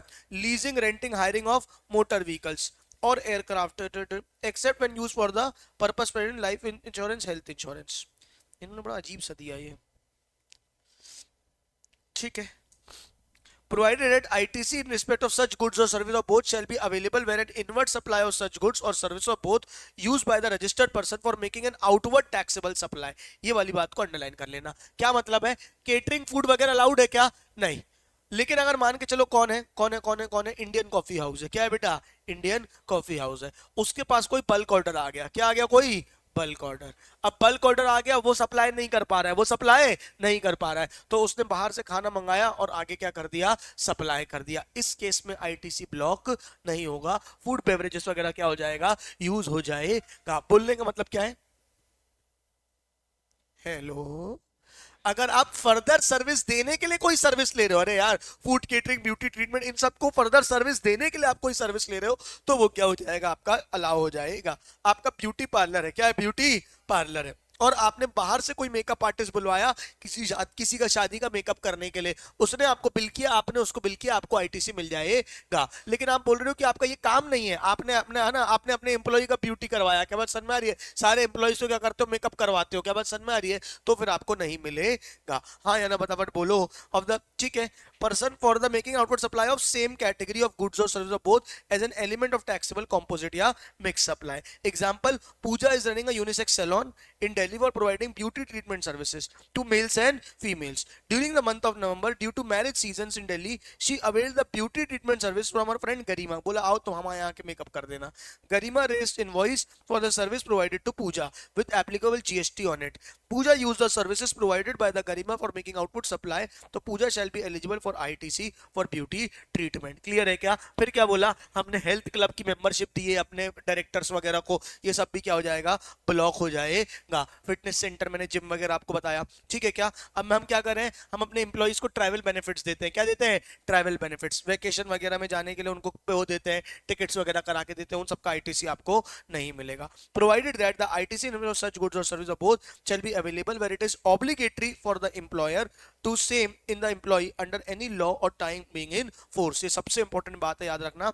अगर स्टैट्यूटरी कंप्लायंस के तहत आपको कोई चीज करनी पड़ रही है, अगर स्टैट्यूटरी कंप्लायंस के तहत आपको कोई चीज करनी पड़ रही है, तो वो क्या हो जाएगा, अलाउ हो जाएगा। जैसे कि डायरेक्टर का हेल्थ इंश्योरेंस, लाइफ इंश्योरेंस लिया, ये सब क्या हो जाएगा, ब्लॉक हो जाएगा, ये सब क्या हो जाएगा, ब्लॉक हो जाएगा। लेकिन लेबर लॉ अगर बोलता है कि इंप्लॉई का लो, लेबर लॉ अगर क्या बोलता है, इंप्लॉई का लो, तो वो वाला जो हो जाएगा, वो आईटीसी क्या हो जाएगा, आपका ब्लॉक नहीं होगा, अलाउ हो जाएगा। नहीं समझे कि समझ गए? अरे यार क्या बताया मैंने, health, gym, beauty treatment, cosmetic, plastic surgery, life insurance, health insurance, ये सब ब्लॉक है, पर्सनल सर्विसेज हैं ये। लेकिन अगर फर्दर सप्लाई करने के लिए की है तो अलाउड है, प्लस स्टैट्यूटरी कंप्लायंस के तहत की है तो क्या है, अलाउड है। ये आपका होता है कौन सा, ब्लॉक क्रेडिट का फूड एंड बेवरेजेस वाला पार्ट खत्म। क्लियर या और क्लियर, फटाफट बोलो। नहीं आया, ठीक है। Where contract service for construction of immovable property, works contract. Works contract क्या होता है कि बंदा आता है, मैंने पूरा ठेका दे दिया, क्या दे दिया, ठेका। वर्क्स कॉन्ट्रैक्ट समझते हो, कहीं पढ़ा होगा वर्क्स कॉन्ट्रैक्ट, हाँ क्या समझते हो बताओ साले, ठीक है, ठीक है। वर्क्स कॉन्ट्रैक्ट ऐसा होता है कि बंदा आएगा, आके यहाँ पे काम, मतलब गुड्स भी अपने लाएगा, सर्विसेज भी देगा और पूरा काम करके देके जाएगा। जैसे फॉर एग्जांपल मैंने ठेका दे दिया, मेरा घर बना दो, तो वो सीमेंट, रेत, गिट्टी भी वही खरीदेगा और वही कंस्ट्रक्शन करके देगा। Works contract serves when supplied for construction of immovable property other than plant and machinery except it is input service for further supply of contract service. मैंने अगर कोई वर्क कॉन्ट्रैक्ट का ठेका लिया है, वर्क्स कॉन्ट्रैक्ट कुछ दिया है, तो उसका आईटीसी मुझे नहीं मिलेगा, उसका आईटीसी मुझे नहीं मिलेगा। बिल्डिंग वगैरह बनाने का है तो, प्लांट एंड मशीनरी का नहीं। मैंने किसी को ठेका दिया, मेरा बिल्डिंग बना दो आके, क्या बात समझ में, तो वर्क्स कॉन्ट्रैक्ट का जो अमाउंट मैं उसको जीएसटी लगा के दूंगा, वो क्या हो जाएगा, ब्लॉक हो जाएगा। अनटिल अनलेस वो काई के लिए हो, फर्दर सप्लाई के लिए हो, काई के लिए हो, फर्दर सप्लाई को। मैं एक ठेकेदार हूं, मैंने एक ठेका लिया, मैं पूरा नहीं कर पा रहा, मैंने दूसरे ठेकेदार को वो ट्रांसफर कर दिया, उससे जीएसटी लिया, यहाँ जीएसटी दिया, अलाउ हो जाएगा, वरना फिर अलाउ नहीं होगा। हाँ या ना, फटाफट बोलो, कितनों को समझ आ गया, पक्का। Self construction of immovable property, goods or services both received by a taxable person for construction of immovable property other than plant and machinery on his own account, including which such goods or services both are used in course or furtherance of business। मतलब मैं building बनवा रहा हूँ, क्या बनवा रहा हूँ, building, उसके लिए जो भी सामान वगैरह खरीद रहा हूँ, उन सबका आईटीसी मुझे नहीं मिलेगा। रेत, गिट्टी, सीमेंट, इन सबका आईटीसी नहीं मिलेगा। हिसाब किताब नहीं हो पाता, कितना लगा कितना नहीं लगा, क्या बात समझ में आ रही है, कितना भी बड़ा चढ़ा के बताया जा सकता है। Even when including when such goods service of both are used for furtherance of business, course or furtherance of business. For the purpose of clause C and D, expression construction includes reconstruction, renovation, addition, alteration, repairs, extent of capitalization to the said immovable property। immovable property में कोई भी काम कमा रहे हो, building building में, चाहे works contract के थ्रू करा रहे हो, चाहे खुद के थ्रू करा रहे हो, क्या है बेटा, क्रेडिट क्या है आपकी, ब्लॉक है। क्रेडिट क्या है आपकी, ब्लॉक है। हाँ या ना, फटाफट बोलो। नहीं आया, कॉम्पोजिशन स्कीम क्या होता है? आपको जीएसटी नहीं दे, आपको सीधे सीधे टर्नओवर का लेना रहता है, तो उसका आईटीसी मिलता है क्या? नहीं मिलता। वहां पड़ा है ना, कॉम्पोजिशन स्कीम वाले कौन लोग हैं? ना खाएंगे ना खाने देंगे। क्या बात समझ में आ रही? तो वही, अगर आप कॉम्पोजिशन स्कीम डीलर हो तो भी आपका आईटीसी क्या है? ब्लॉक है। ठीक है क्या? एनआरटीपी के लिए, एनआरटीपी के लिए इंपॉर्टेंट है, सुन लेना। गुड्स और service both receive by a non resident taxable person except on goods imported by him. कोई नॉन रेसिडेंट टैक्सेबल पर्सन आया बाहर से यहाँ पे मेले में गुड्स बेचने या अपने छोटे मोटे स्टॉल लगाने, क्या बात समझ में आ रही है? वो अगर कोई इंपोर्टेड गुड्स लाया है, क्या लाया है? इंपोर्टेड गुड्स लाया है, उसमें उसने कस्टम के वहां पे आईजीएसटी भरा होगा, उसका आईटीसी उसको मिल जाएगा, उसका आईटीसी उसको मिल जाएगा। गोरा आया यहीं से माल, वो कौन आते हैं अपने यहाँ पे, वो अरे हाँ, कपड़े बेचने वाले आते हैं ना, कौन आते हैं? हाँ हाँ, वो क्या बोलते हैं उनको, कौन सा market? Tibet market, Tibet market. ठीक है। अगर कोई फॉरेनर आके इंपोर्टेड गुड्स बेच रहा है तो वो इंपोर्टेड गुड्स में जो आईजीएसटी दे के आया उसका आईटीसी उसको मिल जाएगा। लेकिन यहीं से खरीद के, है ना, यहीं से अपने यहीं मनाली नाली से खरीद के यहीं पे आके बेच रहे हैं, क्या बात समझ में आ रही है? तो आईटीसी नहीं मिलेगा। हाँ या ना फटाफट बोलो। गुड्स और service both use for personal consumption, क्या बात सर? पर्सनल कंजम्पशन यूज कर रहे हो, काय को मिलेगा? अच्छा, अब ये क्या था? गुड्स लॉस्ट, ये इंपॉर्टेंट है। Goods lost, stolen, destroyed, return of और डिस्पोज्ड ऑफ बाय गिफ्ट और फ्री सैंपल। या तो गुम गए, टूट गए, लेकिन गुड्स खरीदे थे, उसका आईटीसी ले रहे हो, नहीं मिलेगा। क्या बात समझ में आ रही है? दूसरा क्या है कि फ्री सैंपल बांट दिए, क्या बांट दिए? फ्री सैंपल, तो उसका भी आईटीसी आपको नहीं मिलेगा। However where the activity of distribution of gifts or free sample falls within the supply on account of provision of content in schedule 1 of the said act, the supplier would be eligible to avail the ITC। Schedule 1 क्या था बताओ मेरे को? क्या goods और services है कि नहीं? उस केस में अगर ये फॉल हो रहा है, मतलब गुड्स और सर्विसेज है कि नहीं विदाउट कंसिडरेशन, वो शेड्यूल 3 था। शेड्यूल 1 क्या था? Without consideration. अगर विदाउट कंसिडरेशन वाले में आता है, किस में आता है? विदाउट कंसिडरेशन में वाले में आता है, तो फिर क्या हो जाएगा? अब मिल जाएगा। No credit for any tax in accordance with the provision 74, 129, 130 थी। मत परेशान हो इसके लिए। हाँ या ना फटाफट बोलो। तो बताओ किस किस के लिए आईटीसी ब्लॉक है, पहले बताओ मुझे पूरा पूरा। मोटर व्हीकल 13% से कम वाले, एयरक्राफ्ट वेसल। ठीक है क्या? ठीक है क्या? 13% तो बोला, क्या बोला? 13% से कम वाले लोगों के लिए क्या हो जाएगा? आपको क्या हो जाएगा? आईटीसी क्या हो जाएगा? ब्लॉक हो जाएगा। बड़ी गाड़ी खरीदी, ट्रक, हवाई जहाज, ट्रक वगैरह खरीदा तो अलाउ हो जाएगा। लेकिन अगर एयरक्राफ्ट या वेसल खरीदा है तो वो भी अलाउ नहीं होगा। लेकिन अगर एसटीटी के लिए खरीदा है, फर्दर सप्लाई के लिए, ट्रांसपोर्टेशन के लिए, ट्रेनिंग के लिए, तो अलाउ हो जाएगा। ठीक है। फिर हमने पढ़ा अगर कोई भी पर्सनल सर्विस है, फूड बेवरेज, आउटडोर केटरिंग वगैरह है, क्या बात समझ में? वो अलाउ नहीं होगा। Beauty treatment, cosmetic treatment, health, gym, club membership, training वगैरह अलाउ नहीं होगा। हाँ, अगर फर्दर सप्लाई के लिए तो अलाउ हो जाएगा। कंस्ट्रक्शन वर्क्स कॉन्ट्रैक्ट दिया, कंस्ट्रक्शन ऑफ इमूवेबल प्रॉपर्टी के लिए, वर्क्स कॉन्ट्रैक्ट या तो फिर खुद कंस्ट्रक्शन करा रहे हो इमूवेबल प्रॉपर्टी का, other than plant and machinery, मतलब बिल्डिंग वगैरह का, तो उसका आईटीसी नहीं मिलेगा, उसका आईटीसी नहीं मिलेगा। कंपोजिशन डीलर हो, आईटीसी नहीं मिलेगा। एनआरटीपी आईटीसी नहीं मिलेगा, एक्सेप्ट इंपोर्टेड गुड्स का मिल जाएगा। फ्री सैंपल वगैरह बांटे तो नहीं मिलेगा। लेकिन अगर वो शेड्यूल 1 में आ जाता है विदाउट कंसिडरेशन में, जहां सप्लाई माना गया, तो वहां पे आईटीसी मिल जाएगा। क्या बात समझ में आ रही है? हाँ या ना फटाफट बोलो। नहीं आया कि आया? पक्का। चलो फिर क्या है? ITC in hands of supply in respect of sales promotion schemes.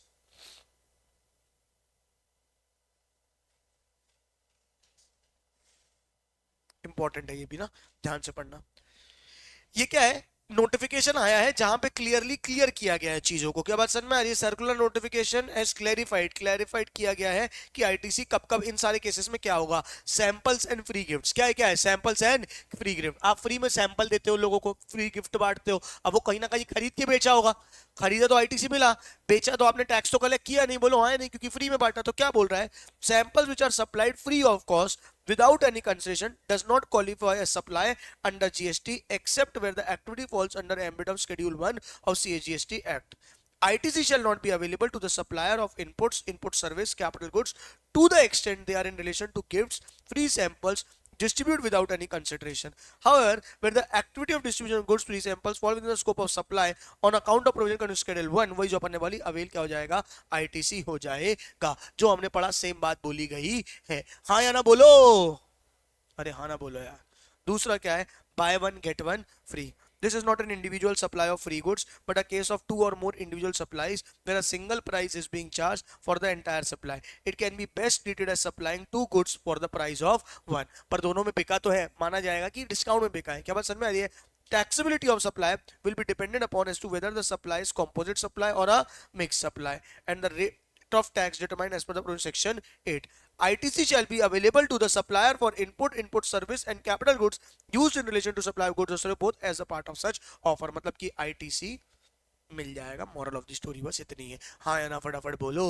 नहीं आया कि आया. आपने फ्री सैंपल बांटे तो नहीं मिलेगा, फ्री में है. लेकिन अगर शेड्यूल 1 में आ रहा है तो मिल जाएगा. 1+1 फ्री, तो वो फ्री थोड़ी होता है. वो तो आपने 1000 रुपए के 1+1 फ्री खरीदे, मतलब 500 रुपए का एक खरीदा ना, तो आपने दोनों बेचे ही माने जाएंगे. क्या माने जाएंगे? दोनों बेचे माने जाएंगे. आईटीसी मिल जाएगा. डिस्काउंट वगैरह है. Discount offered bye. अच्छा, वैल्यू ऑफ सप्लाई में अपन ने देखा था. ओए, वैल्यू ऑफ सप्लाई में बताओ डिस्काउंट का क्या करते थे. वैल्यू ऑफ सप्लाई में डिस्काउंट का क्या करते थे. डिस्काउंट अगर पहले के टाइम पे था तो माइनस हो जाता था, नहीं तो फिर माइनस नहीं होता था. याद है ना. तो कुल मिला के डिस्काउंट का बेनिफिट मिल जाता है. डिस्काउंट का बेनिफिट मिल जाता है, बाद में जीएसटी लगता है. Discount offered by the supplier to customer buy more, save more scheme, post supply volume discount established before the time shall be excluded to be determine the value of supply provided they satisfy the parameters laid down in subsection 3. ये वही वहां की बात कर रहा है. Including the reversal of ITC by the recipient for supply as it is attributable to the discount. अगर discount मिल गया तो ITC मिल जाएगा. मतलब अगर वो वहां पे डिस्काउंट को हटाया गया, डिस्काउंट को क्या किया गया है, हटाया गया है, अपन बोलते थे ना, तो फिर वहां पे ITC भी क्या करना पड़ेगा, रिवर्स करना पड़ जाएगा. क्लियर है क्या? ये रीड कर लेना, उतना इंपॉर्टेंट नहीं है सेकेंडरी डिस्काउंट्स वगैरह. क्लियर है क्या? हाँ या ना बोलो. Hello hello hello. In special cases, इसके पहले ऊपर वाला जो छोड़ के आए थे वापस वहां जाएंगे. ब्लॉक क्रेडिट बहुत इंपॉर्टेंट था. क्या था ब्लॉक क्रेडिट बताओ. थोड़ा सा पंखा चालू करो यार, गर्मी सी लग रही है. हाँ, क्या था ब्लॉक क्रेडिट बताओ मुझे.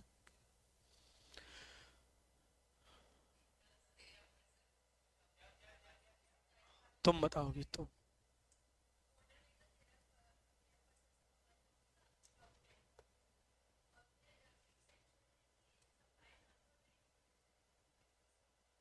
और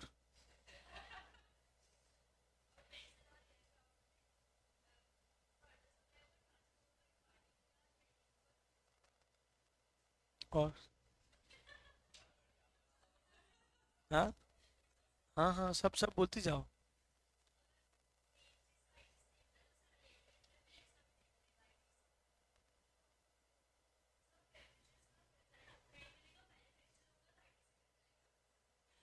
क्या फूड्स और बेवरेजेस का नहीं मिलेगा? मैन्युफैक्चर क्या फूड्स और गुड्स मैन्युफैक्चर करेगी कब है?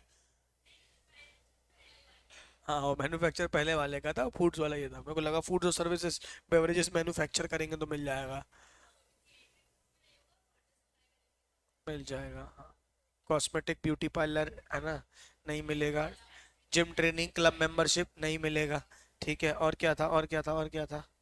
ठीक है, अगर पर्सनल के लिए तो नहीं मिलेगा. क्या बात समझ में आ रही है? कॉम्पोजिशन स्कीम में तो नहीं मिलेगा. ठीक है, और कंस्ट्रक्शन का है तो नहीं मिलेगा. इमूवेबल प्रॉपर्टी का, प्लांट एंड मशीनरी का मिल जाएगा. ठीक है क्या? फिर स्टोलन डिस्ट्रॉयड हो गए तो नहीं. अच्छा, एक चीज और समझना, क्या होता है, मेरे ने ना गुड सप्लाई किए, मैंने गुड सप्लाई किए. मैंने क्या किए? गुड सप्लाई किए 2 लाख के. कितने के? 2 लाख के. 2 लाख का 18% जीएसटी होता है. कितना होता है जीएसटी बताओ मुझे? 36,000 रुपए जीएसटी कलेक्ट किया. 36,000 रुपए जीएसटी कलेक्ट किया, और ये 36,000 रुपए गपा गया. मतलब सरकार को भरे नहीं, फ्रॉड किया मैंने. क्या बात समझ में आ रही है? फ्रॉड किया, 37,000 का जीएसटी भरा नहीं. अब मैंने गुड्स खरीदे थे, 2 लाख के बेचे थे, तो मान के चलो 1 लाख के खरीदे होंगे. उसमें 18,000 जीएसटी आईटीसी भरा होगा. पहली बात तो बताओ, क्या मुझे आईटीसी मिलेगा? नहीं. मैं चाहूंगा ही नहीं ना आईटीसी लेने. पगला हूँ क्या? खुद चोरी करके तो पुलिस के दरवाजा थोड़ी खटखटाऊंगा, है ना, कि मेरे घर में चोरी हुई है. तो 2 लाख का 18% जीएसटी भरा, 36,000 रुपए कलेक्ट किया, भरा नहीं. भरा नहीं. और 18,000 का आईटीसी भी नहीं मांगा. क्यों मांगूंगा? मेरा क्या जा रहा है? 36,000 तो कलेक्ट ही कर लिया, कोई दिक्कत की बात नहीं है. यहां तक समझ में आई. लेकिन हुआ क्या, बाद में मैं पकड़ा गया. ओहो, बाद में क्या हो गया, मैं पकड़ा गया। पकड़ा गया, बोले ये तुमने 36,000 की जीएसटी की क्या की है, चोरी की है, इसमें इंटरेस्ट और पेनल्टी लगा, 50,000 का अमाउंट आया। क्या आया, 50,000 का अमाउंट आया। अब मैं बोल रहा हूँ सर वो जो पहले जीएसटी छोड़ा था वो दे दो, बताओ बेटा वो कोई मेरे को देगा क्या? ए चोर, चोर के घर में कुछ नहीं होता। क्या बात सर में यार, ये पूछा पूरा 50,000 भरना पड़ेगा, फ्रॉड ऑड में तुम पकड़े गए हो तो आईटीसी मांगने की जरूरत मत करना, बहु मारेंगे। क्या बात समझ में आ रही है कि नहीं आ रही? हाँ या ना बोलो, अरे बोलो दीदी, है ना? ठीक है क्या? चलो, अरे आज तुम मंदिर नहीं गई? तुम आज चेटरी चंड है ना, गई नहीं तुम आज? चलो, ये मैंने पढ़ा दिया था तुमको। मैं जाऊंगा ना यार, अभी शाम को जाऊंगा ना। ये मैंने तुमको पढ़ा दिया था, क्या था? बिजनेस पर्पस या पर्सनल पर्पस के लिए। क्या था? बिजनेस पर्पस है और पर्सनल पर्पस के लिए तो क्या करना पड़ेगा, अपोर्शन। अरे ओए ओए, क्या करना पड़ेगा, अपोर्शन करना पड़ेगा। कैसे अपोर्शन करना पड़ेगा? अरे कैसे, मैं पूछता हूं कैसे अपोर्शन करना पड़ेगा, बताओ। जितना बिजनेस का है बिजनेस वाला, जितना पर्सनल वाला है पर्सनल वाला। बिजनेस वाले का आईटीसी मिल जाएगा, पर्सनल वाले का आईटीसी नहीं मिलेगा। यहां तक तो ठीक था, हाँ या ना बोलो। अब इनने थ्योरी में बड़ा थोड़ा सा लिखा है, मीनिंग ऑफ बिजनेस। क्या बोला है? Meaning of business. क्या क्या बिजनेस में आएगा, ये पूरी उसकी डेफिनेशन है। ठीक है क्या? देखना, मीनिंग ऑफ बिजनेस की डेफिनेशन कहां तक चल रही है, A B C D E F G H I, ये बिजनेस की डेफिनेशन है। ये क्या बेटा, बिजनेस की डेफिनेशन है। पढ़ते पढ़ते खो मत जाना कि ये क्या पढ़ा रहे हैं। हम क्या पढ़ा रहे हैं, बिजनेस की डेफिनेशन। क्योंकि जितना बिजनेस पर्पस के लिए वो क्या है, बिजनेस के लिए, जितना पर्सनल के लिए उसका आईटीसी नहीं मिलेगा। Any trade, commerce, manufacture, profession, vocation, adventure, wager or any other similar activity, whether or not it is for pecuniary benefit. Pecuniary मतलब मॉनेटरी बेनिफिट। क्या क्या बोला है? Trade, commerce, manufacture, profession. Vocation मतलब, है ना, वोकेशनली आप करते हो। ठीक है, adventure, wager or any other similar activity. यहां देख लेना, bank providing financial services business है, company manufacturing business, CS providing GST consultancy business है, artist earning income from dance performance, ये उसका वोकेशन है। क्या बात समझ में आ रही है? ये भी क्या मिल जाएगा, चल जाएगा। गैम्बलिंग इन अ डर्बी। डर्बी क्या होता है, एक बार ये करो, गैम्बलिंग इन अ डर्बी का मतलब क्या होता है, गूगल करो। वो मुझे लग रहा है वो होता है ना, वहां जाके खेलते हैं जो, मतलब अरे कसीनो वसीनो में। डर भी, अच्छा ये तो सिटी आ रहे हैं, एग्जाम्पल दे रहे थे इन लोग, है ना। तो कुल मिला के जुआ हुआ खेला, क्या बात समझ में आ रही है? ठीक है क्या? गैम्बलिंग गैम्बलिंग करके आए तो वो भी क्या हो जाएगा, अलाउ हो जाएगा। समझ रहे हो? वो सब क्या है, बिजनेस है। ये क्या है, बिजनेस। सोचो क्या बोल रहे हैं, बिजनेस है। गैम्बलिंग क्या है, बिजनेस है। ठीक है क्या? और charitable hospital providing free medicine to farmers, तो ये भी क्या है, बिजनेस है। ध्यान से पढ़ना, ये सब भी क्या माना गया है, बिजनेस माना गया है। पेक्यूनी बेनिफिट मतलब मॉनेटरी बेनिफिट्स है कि नहीं, हाँ या ना, फटाफट बोलो। क्या क्या हो रहा रे, तू तो हो साले। एनी एक्टिविटी और ट्रांजेक्शन, वही बोला ना जो आईपीएल में चला जा रहा है ना आजकल, वो सब बिजनेस है। ठीक है, एनी एक्टिविटी और transaction connection with incidental ancillary to a above, ऊपर से रिलेटेड सारी एक्टिविटीज भी क्या मानी जाएगी, बिजनेस मानी जाएगी। जैसे बैंकिंग को बिजनेस माना गया है, तो बैंक ने अगर लॉकर फैसिलिटी दी तो वो भी क्या है बेटा, बिजनेस है। टरबाइन मैन्युफैक्चरिंग कंपनी ने आर&डी का कोई फैसिलिटी दी तो वो भी क्या है बेटा, बिजनेस है। मॉरल ऑफ द स्टोरी, अगर मेन बिजनेस है तो उससे एंसिलरी सर्विस भी क्या है, बिजनेस है। ठीक है क्या, हाँ या ना बताओ। ठीक है, अब सी वाला बड़ा अच्छा लिखा है, एनी एक्टिविटी और transaction in the nature of a above, whether not there is in volume, frequency और कंटिन्यूटी और रेगुलरिटी ऑफ सच ट्रांजैक्शन। बोलने का मतलब क्या है कि तुम रेगुलरली नहीं भी करते हो तो भी उसको क्या माना गया है, बिजनेस माना गया है। कि एक बार जाके डांस करके आ गए, है ना, हम रोज रोज थोड़ी जाते हैं, एक बार डांस करने गए थे, पैसे लेके आए थे, तो भी क्या मानी जाएगी, आपकी बिजनेस माना जाएगा। भैया सिर्फ कल सट्टा खेला था, कल, ये हर सट्टेबाज यही बोलता है कि सिर्फ कल खेला था। क्या बात समझ में आ रही है? तो एक बार भी खेला तो भी क्या मान लिया जाएगा, आपका बिजनेस मान लिया जाएगा। मतलब कुल मिला के फ्रीक्वेंसी, वॉल्यूम, कंटिन्यूटी, इन सब का कोई महत्व नहीं है। तो वही बोला, gambles for the first time in Derby and wins, ओहो जीत गया। ठीक है, जीत गया तो कोई बात नहीं, जीएसटी है। Sale of mangoes by farmers during summer in flea market, sale of newspaper by, sale of old newspaper by CS firm, पुराने न्यूज़पेपर वगैरह उसने क्या कर दिए, बेच दिए। क्या बात समझ में आ रही है? अबे पुराना सामान वगैरह अगर कुछ बेचा तो उसका भी तुमको जीएसटी में आ जाएगा। क्लियर है क्या? आ जाओ। Supply of acquisition of goods or including capital asset and services connection with the commencement or closure of business. क्या बोल रही है? Supply or acquisition of goods including capital asset and services in connection with commencement or closure of business. Business शुरू कर रहे थे उसके लिए कोई चीज खरीदी या बेची, बिजनेस बंद कर रहे हो उसके लिए कोई चीज खरीदी या बेची, ठीक है। Service render company secretary in incorporating a company, real estate helping a company to acquire factory godown for commission. ये सब भी क्या, बिजनेस चालू या बंद करने में मदद करने वाली सारी एक्टिविटी भी क्या मानी जाएगी, बिजनेस मानी जाएगी। बहुत ज्यादा याद रखने की जरूरत है क्या, नहीं, बहुत जेनरिक आइटम है ये सब। क्या बात समझ में आ रही है, सीधे क्वेश्चंस करेंगे अपन इसके तो समझ में आ जाएगा। Admission for a consideration person to any premises, क्या बात समझ में आ रही है, मूवी टिकट लेने जा रहे हो, कहीं भी मेला देखने जा रहे हो, एंट्री फीस भर रहे हो, म्यूजियम देखने जा रहे हो, ये सब जो एंट्री फीस में आपको उसमें भी जीएसटी लगेगा, ये सब भी क्या है, बिजनेस के डेफिनेशन में आता है। हाँ ना बोल दो बेटा, ठंडी लग रही, ठीक है, हाँ कम कर दो एसी बेटा, कुछ कर दो, ठंडी लग रही है तो एसी बंद कर दो ना बेटा और पंखा चालू कर लो, थोड़ी देर के लिए बंद कर दो, पीछे वाला गर्मी लगे तो बताना, पंखा चालू कर दूंगा, ठीक है। नेक्स्ट क्या है,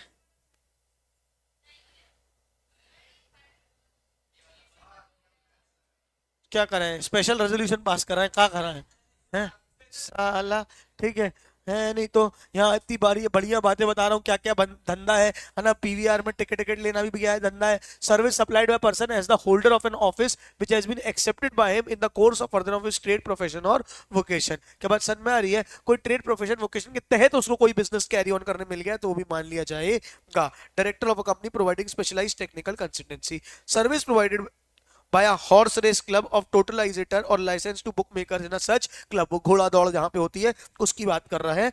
any activity transaction undertaken by central government, state government or any local authority in which they are engaged in public authorities, ये क्या हो जाएगा, सीधे सीधे आईटीसी हो जाएगा। पार्ट का मिलेगा, पार्ट का नहीं मिलेगा, समझ गए क्या, ठीक है क्या। अच्छा एक चीज समझ लेना, टैक्सेबल सप्लाई क्या क्या होती है, बस एक चीज मुझे बतानी है, एक होती है एग्जेम्प्ट सप्लाई, क्या होती है एग्जेम्प्ट सप्लाई, एक होती है zero rate supply, nil rate supply, exempt supply, non taxable supply सब इसके अंदर आती है। सिर्फ जीरो रेट सप्लाई को अलग किया जाता है। जीरो रेट सप्लाई क्या होती है बताओ, जो एसईजेड को और एक्सपोर्ट के केस में होती है, याद है क्या, जो एसईजेड और एक्सपोर्ट के केस में होती है, ये टैक्सेबल के अंदर आती है। क्या बात समझ में आ रही है, मतलब कभी भी एग्जेम्प्ट को अलग करेंगे ना तो जीरो रेट को अलग मत करना, एग्जेम्प्ट को अलग करना, नॉन टैक्सेबल को अलग करना। क्या बात समझ में आ रही है। लेकिन ZRS क्या होता है, जहां पे पहले टैक्स लगता है बाद में आपको रिफंड आता है, इन केस ऑफ व्हाट बेटा, SEZ एंड एक्सपोर्ट्स। याद आ रहा है, बोलो हाँ या नहीं। तो यही बोला गया है कि यहाँ पे अभी आगे यही बोलेगा वो, जीरो रेट सप्लाई और टैक्सेबल सप्लाई को एक कैटेगरी में रखा गया है। मुद्दा मैं आपको ये बताना चाहता हूँ, हाँ या ना बोलो। जिसमें टैक्स लगता है वो होती है taxable supply. Exempt supply mean supply both attracts nil rate of tax which may be wholly exempt from tax, ठीक है। ये होती है क्या, वो होती है includes नॉन टैक्सेबल सप्लाई। क्या एग्जेम्प्ट सप्लाई में जीरो रेट सप्लाई इंक्लूड किया है, पढ़ के देखो एक बार भी, क्या एग्जेम्प्ट सप्लाई में कहीं भी जीरो रेट सप्लाई इंक्लूड किया है, नहीं, ठीक है। जीरो रेट सप्लाई क्या होती है, जीरो रेट सप्लाई क्या होती है, ठीक है, फॉलोइंग सप्लाई गुड्स और सर्विस, एक्सपोर्ट ऑफ गुड्स और सर्विस ऑफ बोथ, और सप्लाई टू SEZ या SEZ डेवलपिंग जोन। हाँ या ना फटाफट बोलो। The value of exempt supply and necessary shall be as may be prescribed shall include supplies which are recipient is liable to pay tax on reverse charge basis, security जो schedule 2 वाली जो है वो सारी क्या हो जाएगी सप्लाई। एक काम करोगे, ये पूरा रीड करके आना, इंपॉर्टेंट है ये वाला, ये मीनिंग ऑफ सप्लाई और ये वाला खासकर, ये पूरा ही रीड करके आ जाना ना, ब्लॉक क्रेडिट के पहले तक का। जो नहीं बनेगा मैं कराऊंगा, लेकिन ये इंपॉर्टेंट है, ये नहीं बने तो कल आके पूछना, ये मैं कराऊंगा। ये ऐसे टाइम पास वाली रीडिंग नहीं है, अच्छी वाली रीडिंग है। हाँ या ना फटाफट बोलो। तो ये भी हो गया, ब्लॉक क्रेडिट भी हो गया। अब क्या बचा इस चैप्टर में बताओ,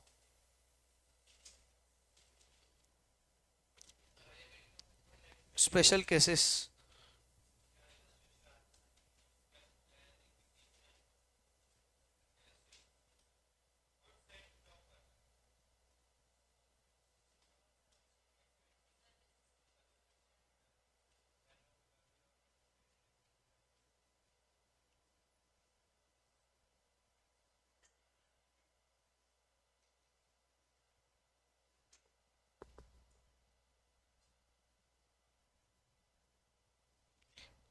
मैंने तुमको order of utilisation of ITC भी नहीं बताया ना, कि पहले आईजीएसटी लेते हैं फिर सीजीएसटी लेते हैं। मतलब अगर आईटीसी मेरे पास किस किस का है, आईजीएसटी का है, सीजीएसटी का है, एसजीएसटी का है। शुरू में बताया था ना कि पहले आईजीएसटी का पूरा आईटीसी क्या कर लेते हैं, यूज कर लेते हैं। उसके बाद किसकी बात याद है, बताया था, इफ आईटीसी ऑफ, अगर आईजीएसटी इनपुट और आउटपुट देखते थे। अगर आईटीसी ऑफ इनपुट ज्यादा है, क्या है आउटपुट आईटीसी, सॉरी आईजीएसटी और आईजीएसटी, सीजीएसटी, एसजीएसटी, इनपुट और आउटपुट। सबसे पहले किसको देखते थे? आईजीएसटी को। किसको देखते थे? आईजीएसटी का। अगर आईजीएसटी का आईटीसी ज्यादा है, इनपुट ज्यादा है आउटपुट से, तो पहले आईटीसी किसका यूज करते थे? आईजीएसटी का आउटपुट के लिए। बोलो हाँ या नहीं? उसके बाद भी क्या बच गया? इनपुट बच गया। उसके बाद भी इनपुट बच गया, तो वो इनपुट किसके लिए यूज होता था? सीजीएसटी और एसजीएसटी के लिए। जिसके लिए भी चाहो पहले यूज कर सकते हो। याद आ रहा है इतना?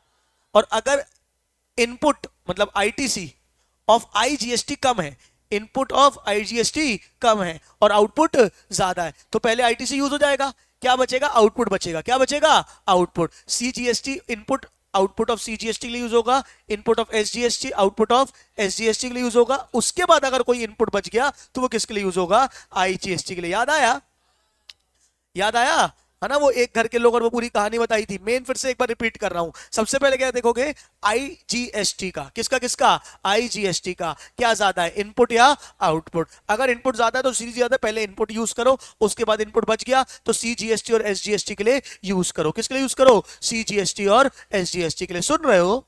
उसको यूज करके खत्म कर दिया आपने। बोलो हाँ। अब आप इनपुट ऑफ सीजीएसटी सीजीएसटी के लिए, एसजीएसटी एसजीएसटी के लिए। अगर आउटपुट ज्यादा है आईजीएसटी का, आउटपुट ज्यादा है आईजीएसटी का, याद आ रहा है, तो पहले यूज करो। अब आउटपुट रह गया, आउटपुट को बचे रहने दो। क्या करो? Input of CGST with output of मतलब इनपुट आउटपुट सीजीएसटी यूज करो, इनपुट आउटपुट एसजीएसटी यूज करो। उसके बाद अगर दोनों में से किसी का भी इनपुट बचता है तो दोनों इनपुट को क्या करो? आईजीएसटी के लिए यूज करो। क्या बात समझ आ रही है? रूल क्या था? कभी सीजीएसटी एसजीएसटी के पास नहीं जाएगा, एसजीएसटी सीजीएसटी के पास नहीं जाएगा, दोनों आईजीएसटी के पास जा सकते हैं। याद है क्या? हाँ या ना बोलो? ये ना यही दिया हुआ है ऑर्डर ऑफ यूटिलाइजेशन। ये वाला डब्बा तुमको पढ़ के आना है। ये पढ़ाया हुआ है, जो मैंने अभी बोल दिया पूरा वही बोला हुआ है।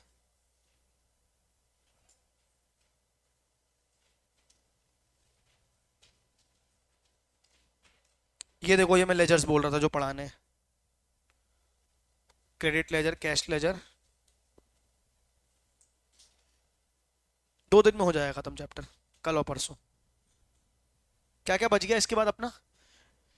इसके बाद प्रोसीजर कंप्लायंस अपना चल ही रहा है। इसके बाद सिर्फ एक चैप्टर बचेगा, आईटीटी का कस्टम। क्या बचेगा? आईटीटी का कस्टम। फिर तुम्हारा कस्टम का मतलब फिर तुम्हारा आईटीटी खत्म हो जाएगा। प्रोसीजर कंप्लायंस हल्का फुल्का थोड़ा थोड़ा चलता रहेगा। जैसे ही मैं ये वाला भी पढ़ा दूंगा ना अभी तुमको, क्रेडिट लेजर कैश लेजर वाला, तो बहुत सारा थ्योरेटिकल पार्ट प्रोसीजर कंप्लायंस का खत्म हो जाएगा। प्रोसीजरल कंप्लायंस को अपन हम खत्म करने की जल्दी नहीं करेंगे, प्रोसीजर कंप्लायंस को खत्म करने की जल्दी अपन नहीं करेंगे। फटाक से अपन उसको निपटा, पहले अपन ये आईटीसी और कस्टम निपटा देंगे आने वाले इस वीक के अंदर अंदर। क्या बात समझ में आ रही है? फिर बचेंगे तुम्हारे सिर्फ कितने चैप्टर? एक, एक दो तीन चार पाँच छः।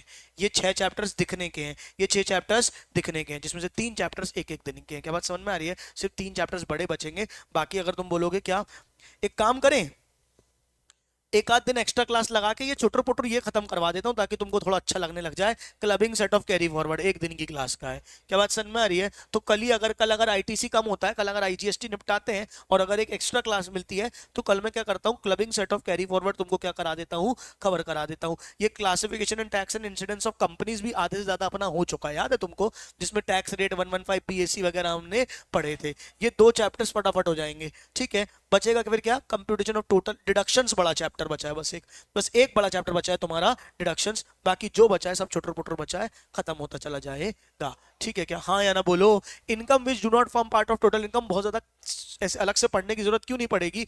जहां जहां जहां जहां हमने एक्सेप्शंस पढ़े ना, वो सारी बातें उसी में कवर है। Income which do not form part of total income, वो कहीं ना कहीं थोड़ा कवर हो चुका है। चलेगा क्या? एक काम करता हूं, कल मैं 2 क्लास लगाने की कोशिश करूंगा। एक बार ये जीएसटी और एक बार क्या करूंगा, setting clubbing set of carry forward, ये करा दूंगा तो बढ़िया तुम्हारे हेड्स की सारी चीजें हो जाएंगी। सिर्फ 2 चैप्टर पढ़ने में टाइम लगेगा तुमको, एक डिडक्शंस और इसका प्रोसीजरल कंप्लायंस। 13 चैप्टर खोल। टीडीएस किस में? टीडीएस याद करने में तुमको 2 चीजों में, हाँ बस यही 2 चीजों में तुमको नानी याद आएगी। एक डिडक्शन से याद करने में और एक टीडीएस याद करने में। उसको रट्टा मानना पड़ता है बहुत कुछ। ये देख रहे हो, ये पूरे चार्ट हैं ये सारे। जे जे इसमें तुमको दर्द होगा, मैं अभी से बता दे रहा हूँ, ये है ही दर्दनाक चीज। ये देख रहे हो, ये पूरे टीडीएस कौन से? नहीं ना, ये 12 देख रहा हूँ, ये पूरा टीडीएस वगैरह कुछ नहीं है इसमें, ये वाला याद करना है। प्रोजेक्ट 12 कौन सा है तुम्हारा? एक काम करते हैं, चैप्टर नंबर, 2 मिनट समय लेते हैं इसमें, देखना मैं इसमें देख रहा हूँ। चैप्टर नंबर 12 खोलो सब लोग।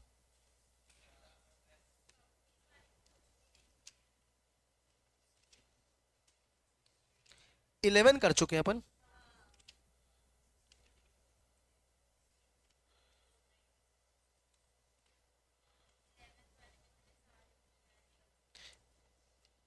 इलेवेंथ वाले में जो न्यूमेरिकल्स है ना बेटा, वो सारे सारे हेड्स के मिला के कंबाइन वाले हैं, मतलब पूरे सारे सारे चैप्टर्स के मिला के हैं वो। चैप्टर 12 देखो, कंपनीज वाले में क्या है। टुडुडुटु, टुडुडुटु। क्या? MAT AMT dividend, buyback of shares.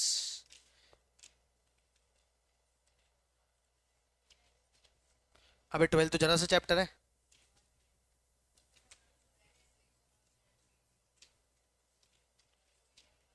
ये कौन सा चैप्टर 12 इसमें? ये कौन सी पुरानी किताब है, नई किताब है ये?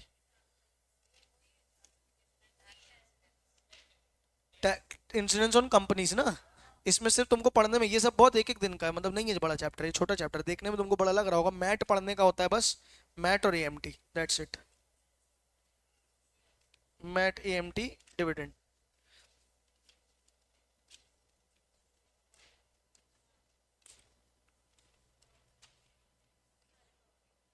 नहीं है, 12 चैप्टर बड़ा नहीं है, 12 चैप्टर इज नॉट बिग। मतलब मेरा मेन पार्ट पता क्या है, समझना कोशिश करना। जैसे ही तुम्हारा ये जीएसटी और कस्टम हो जाता है ना, सेट ऑफ कैरी फॉरवर्ड हो जाता है। तुम्हारे कितने मार्क का पेपर हो गया एग्जाम में? 70 से 80 मार्क्स का। बात समझ में आ रही है? हर चीज को पूरा करना वैसे भी आवश्यकता नहीं है। मैं वही बता रहा हूँ, टैक्स मैंने पहले दिन जिस दिन स्टार्ट किया था उसी दिन बोला था कि वास्ट है, तो तुमको कौन सी चीजें कवर करनी, कौन सी चीजें कवर नहीं करनी, थोड़ा तुमको उसमें होना पड़ेगा। क्या बात समझ में आ रही है? तो ये जो नीचे वाले जो जैसी प्रोसीजर वाले पार्ट है ना, तभी तो उन्होंने एक ही चैप्टर में सब कुछ भर भी दिया है। क्या बात समझ में आ रही है? तो जितना पोर्शन है, मेजर पोर्शन तुम्हारा खत्म हो जाएगा। थोड़ी बहुत रीडिंग चलती रहेगी, क्योंकि टैक्स होता ही वास्ट है। लेकिन हाँ, 80 मार्क का पेपर, जैसे जीएसटी कस्टम हुआ, सेटिंग कैरी फॉरवर्ड हुआ, मैं खुद बोल रहा हूं डिडक्शन और टीडीएस, क्या क्या क्या, डिडक्शन टीडीएस। जिस दिन डिडक्शन टीडीएस तुम्हारा हो गया, उसके बाद का तुम जितना पढ़ पाओ पढ़ना, बाकी का छोड़ देना। क्या बात समझ में आ रही है? क्योंकि डिडक्शन टीडीएस सारे हेड्स, डिडक्शन टीडीएस सारे हेड्स। टीडीएस एक उस चैप्टर में एक पार्ट है, ठीक है क्या, 13 में। हाँ, डिडक्शन, टीडीएस, मैट एएमटी सारे हेड्स। क्या बात समझ में आ रही है? और पूरा जीएसटी 80-85 मार्क्स का पेपर है। अब इतना सारा पढ़ने के लिए 85 मार्क्स, और बाकी सारा पढ़ने के लिए कितना मार्क्स? 15 से 20 मार्क्स। क्या बात समझ में आ रही है? अब कहां समझदारी, तुम समझो, बात समझ में आ रही है? छोड़ेंगे उसको भी नहीं, लेकिन जहां जरूरत होगी उतना करेंगे, बाकी को हम डंडा मारेंगे। क्या बात समझ में आ रही है? क्योंकि टैक्स जो आदमी डीटी का खासकर पूरा जो पूरा पढ़ने जाएगा, तुम्हारे हाथ में अभी तुमको सैलरी और वो सब कमांड में ही इतना लाने में समय लगेगा। मुझे तुमको क्वेश्चंस कराने में, कंप्यूटेशन और टोटल इनकम के क्वेश्चंस करा दूंगा, 10 दिन एक्स्ट्रा क्लास लगा के मुझे वो चल जाएगा। क्या बात समझ में आ रही है? जो एग्जाम पॉइंट ऑफ व्यू से रिलेवेंट है वो करना ज्यादा जरूरी है, एज कंपेयर टू वो जो एग्जाम मतलब जो किताब में दिया हुआ है। समझ में आ रहा है कि हाँ या ना बोलो? चल जाएगा। आज की सभा समाप्त। बोलो सत्यनारायण भगवान की जय।